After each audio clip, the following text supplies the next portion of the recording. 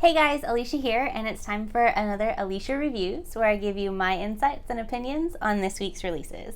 So today we're going to be talking about The Legend of Tarzan.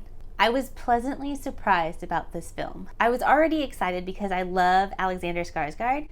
He's gorgeous, okay? And when I saw him in the trailer, I got super excited. What I really liked about this film is it wasn't the typical Tarzan story that we know and love, just like it was in the cartoon and what a lot of other Tarzan films have done.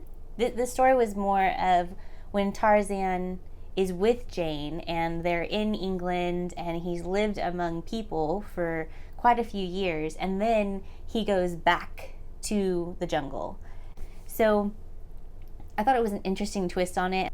Things that I really loved about the film, I loved the storyline. Just the writing was beautiful, and the lines, the way they were delivered was great. The acting was great. Jane and Tarzan together, their chemistry was really great. I loved that they were a little playful. I loved the dynamic between Alexander Skarsgård and Margot Robbie. They're very cute together, and they played well off of each other. Alexander, I loved how he played Tarzan, just very serious.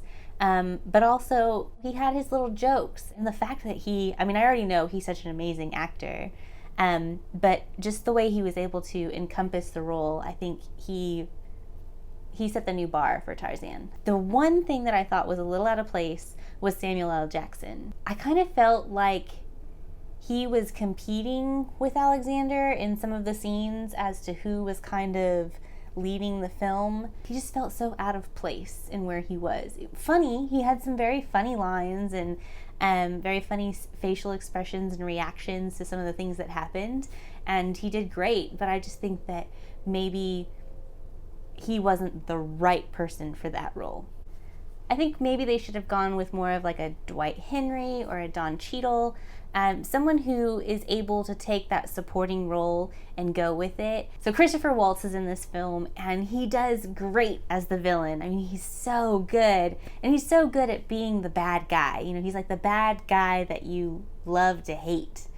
And I loved him in Big Eyes, and I love him even more in this film. So out of 5 stars, I give this film a 4.5, and I highly recommend seeing this one, especially seeing it in theaters, just to get that whole big screen experience.